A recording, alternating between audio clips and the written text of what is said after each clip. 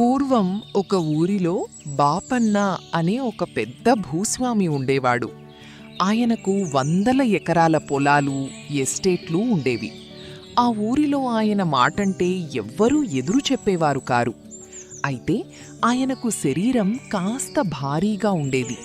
కొంచెం దూరం నడిచినా ఆయాసపడిపోయేవాడు.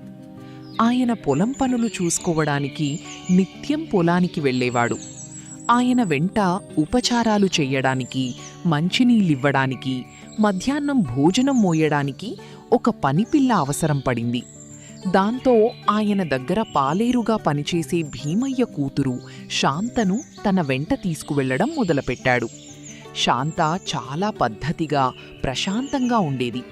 ఉదయాన్నే లేచి నెత్తిమీద చద్దిమూట పెట్టుకుని బాపన్న వెనకాలే నడిచేది. పొలంలో బాపన్నకు ఏది కావాలన్నా అందిస్తూ, ఆయనకు విసనకర్రతో విసురుతూ, మధ్యాహ్నం భోజనం వడ్డిస్తూ రోజంతా అలసట లేకుండా పనిచేసేది. ఏనాడూ ఎదురు చెప్పేది కాదు, ముఖం ముడుచుకునేది కాదు. అందుకని బాపన్నకు శాంత అంటే చాలా ఇష్టం. ఒకరోజు ఉదయాన్నే బాపన్న పొలానికి బయలుదేరాడు. శాంత ఎప్పటిలాగి చద్ది క్యారేజీ పట్టుకుని ఆయన వెనకాలే నడుస్తోంది. దారిలో కనిపించిన వాళ్లంతా బాపన్నకు నమస్కారాలు పెడుతున్నారు. బాపన్న గంభీరంగా తల ఊపుతూ ముందడుగు వేస్తున్నాడు.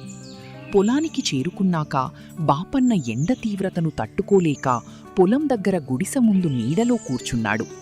శాంత, ఒళ్ళు బాగా సెగలు కక్కిపోతోందిరా. ఆ బావి దగ్గరికి వెళ్ళి కాసిన్ని మంచినీళ్లు చెంబులో ముంచుకుని తీసుకురా. అలాగే అయ్యగారి, ఇప్పుడే తెస్తాను. శాంత పరుగు పరుగున వెళ్ళి బావి దగ్గర నీళ్లు ముంచుకుని వచ్చి బాపన్నకు ఇచ్చింది. బాపన్న దాహం తీర్చుకుని హాయిగా ఊపిరి పీల్చుకున్నాడు. మధ్యాహ్న సమయమైంది. శాంత తెచ్చిన భోజనం తిన్నాడు. కడుపు నిండా తిన్నాక బాపన్నకు నిద్రమత్తు ఆవరించింది. అక్కడే కాళ్ళు చాపి పడుకున్నాడు. కాసేపటికి లేవబోయాడు. కాని శరీరం చాలా బరువుగా ఉండటంతో ఆయన వేసిన అడుగు తడబడి కాలు జారి కింద పడిపోయాడు. సరిగ్గా వెల్లకిలా పడిపోవడంతో బొజ్జ పెద్దగా ఉండి ఆయన సొంతంగా లేవలేకపోయాడు. చేతులు గాల్లో ఊపుతూ తంటాలు పడసాగాడు. ఎంత లేబ్బాన్నా ఆయన వల్ల కావటం లేదు. శాంత అది చూసి కంగారుగా పరుగెత్తుకెళ్ళింది. తన చిన్న చేతులతో బాపన్న చెయ్యి పట్టుకుని పైకి లాగాలని చూసింది. అమ్మో, నా నడుము విరిగిపోయేలా ఉందిరా. శాంత, నీ వల్ల కాదురా. నా బరువు నువ్వు మొయ్యలేవు.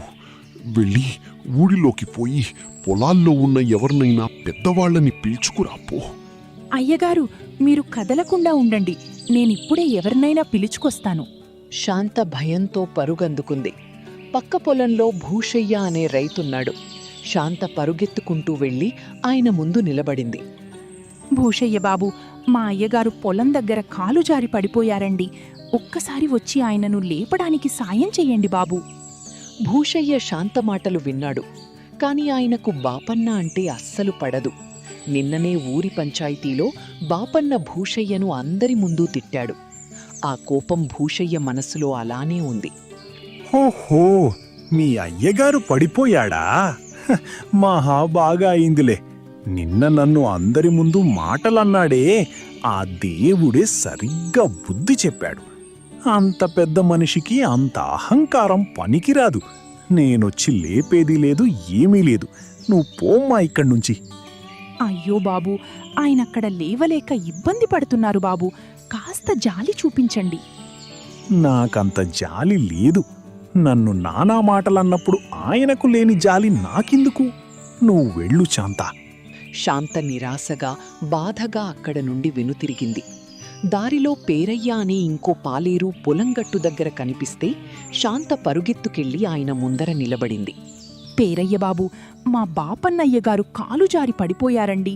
లేవలేకపోతున్నారు. కాస్త వచ్చి లేపరాదా? శాంత, మీ అయ్యగారికి మా కూలీలంటే ఎప్పుడైనా జాలి ఉందా చెప్పు?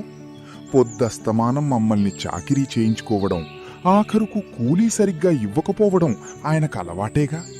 కాసేపు ఆ నేల మీద పడుకొని అప్పుడైనా పేదల కష్టం నేల మీద పడుకోవడమంటే ఏంటో ఆయనకు తెలిసి వస్తుంది. అలా అనకండి పేరయ్య బాబు, పాపం ఆయన లేవలేక మూలుగుతున్నారు. నేను రాను శాంత, నా పని నాకుంది. నువ్వు ఇంకెవరినైనా చూసుకో. శాంత కళ్ళల్లో నీళ్లు తిరిగాయి. అయ్యగారిని అలా వదిలేస్తే తన్నులు తినాల్సి వస్తుందేమోనని భయపడింది. మరికాస్త ముందుకు వెళ్లేసరికి పొలం పనులకు వస్తున్న నాగన్న, సోమన్న అని 2 రైతులు కనిపించారు. శాంత పరుగెత్తుకెళ్లి వారి కాళ్ల దగ్గర పడినంత పని చేసింది. నాగన్న బాబు, సోమన్న బాబు, మా అయ్యగారు పొలంలో పడిపోయారు, లేవలేకపోతున్నారు. కాస్త వచ్చి సాయం చెయ్యండి బాబు. శాంత చెప్పిన మాట వినగాని సోమన్నకు ఒక్కసారిగా నవ్వు ఆగలేదు. పెద్దగా పకపకా నవ్వేశాడు. ఏవంటివి శాంత? అంత భారీ మనిషి, అంత పెద్ద ఊరి పెద్ద పడిపోయాడా? అబ్బా, ఆ దృశ్యం చూడటానికి భలే ఉండుంటుందే. శాంత, నువ్వు నిజంగా చాలా అదృష్టవంతురాలివి. ఉచితంగా మంచి తమాషా చూశావు. అయ్యగారు కాళ్ళు చేతులు ఊపడం నేను చూడలేకపోయానే అని బాధగా ఉంది. సోమన్న బాబు, నవ్వకండి బాబు, అయ్యగారు చూస్తే కోప్పడతారు. ఏంటి సోమన్నా ఆ మాటలు? మనిషి ఎంతటివాడైనా కష్టంలో ఉన్నప్పుడు చూసి నవ్వకూడదు. ఆపదలో ఉన్నప్పుడు శత్రువుకైనా సాయం చెయ్యాలి. పద శాంత, నేనొస్తాను. నాగన్న వెంటనే శాంత వెనకాలే బయల్దేరాడు. పొలానికి చేరుకునేసరికి బాపన్న ఇంకా బురదలో లేవలేక మూలుగుతున్నాడు. నాగన్న ముందుకు వెళ్ళి బాపన్న చేతులు పట్టుకుని తన శక్తినంతా ఉపయోగించి అతి కష్టం మీద లేపి నిలబెట్టాడు. బాపన్న ఒళ్లంతా బురద కొట్టుకుపోయింది. బాపన్నగారు, వయసు మళ్ళుతోంది, శరీరం బరువెక్కుతోంది. ఇలాంటి వయసులో ఒంటరిగా పొలాలకు రాకండి. ఊరిలో అందర్నీ ప్రేమిస్తూ కలుపుకుని పోండి. లేకపోతే నిజంగా ఆపద వచ్చినప్పుడు ఎవ్వరూ రారు. నేనీ పాప ముఖంలో దిగులు చూసి వచ్చాను తప్ప మీమీద ప్రేమతో కాదు. ఆ తర్వాత నాగన్న ఒక ఎడ్లబండిని ఏర్పాటు చేసి బాపన్నను, శాంతను ఊళ్ళోకి పంపించాడు. ఇల్లు చేరగానే బాపన్న భార్య సూరమ్మ గుమ్మంలోనే నిలబడి ఉంది. తన భర్త ఒళ్లంతా బురదతో జిడ్డుగా ఉండటం చూసి ఆమె ఒక్కసారిగా పకపకా నవ్వేసింది. ఏమిటండి ఈ అవతారం? ఊరంతటికి పెద్ద మనిషివి, ఒళ్ళంతా బురద పూసుకుని పందిలా వచ్చావేంటి? పొలంలో ప్రమాదవశాత్తు పడిపోతే జాలిపడకుండా నవ్వుతావేంటి సూరమ్మ? ఆ పిల్ల శాంత నన్ను చూసి దిగులు పడుతుంటే నా పెళ్ళానివయ్యుండి నీకు నవ్వొస్తోందా? ఛీ ఛీ. బాపన్న కోపంతో లోపలికి వెళ్ళిపోయాడు. ఆ మాట వినగానే శాంత మనసులో ఇంకా ఏదో తీరని దిగులు, బాధ మొదలయ్యాయి. సాయంత్రం పని ముగించుకుని తండ్రి భీమయ్యకు తెలియకుండా పక్కింటి పెరట్లోకి వెళ్ళింది. అక్కడ తన ఈడుపిల్ల అయిన సుబ్బులు దగ్గరకు వెళ్ళి కూర్చుంది. ఏంటి శాంత, అలా దొంగలా దాక్కుంటూ వచ్చావు? రోజంతా పొలంలో ఉన్నావు కదా, విశేషాలేంటి? సుబ్బులు, ఇందాక పొలంలో అయ్యగారు బురదలో పడిపోయారు తెలుసా? అయ్యో, మరి నీకెందుకంత దిగులుగా ఉంది శాంత? అయ్యగారంత పెద్ద మనిషి అంత బొజ్జ వేసుకొని బురదలో పడిపోగానే నాక్కూడా గుండె పగిలేటంత నవ్వొచ్చింది తెలుసా సుబ్బులు? కాని నేను పనిపిల్లను కదా, నేను కాని నవ్వితే నన్ను తంతారేమో, పనిలోంచి తీసేస్తారేమోనని భయపడి ఆ నవ్వును కడుపులోనే చంపేసుకున్నాను. పొలంలో ఉన్న రైతులు, ఇంటి దగ్గర అమ్మగారు అందరూ ఆయన్ను చూసి స్వేచ్ఛగా గట్టిగా నవ్వేశారు. కాని మనలాంటి పనిపిల్లలకు మనస్ఫూర్తిగా నవ్వే స్వేచ్ఛ కూడా లేదు కదా అని నా గుండెల్లో దిగులు ఆగట్లేదు సుబ్బులు. మన బతుకులు ఇంతేనా? అవును శాంత, మనం పేదవాళ్లం, మనకు నవ్వే హక్కు కూడా లేదు.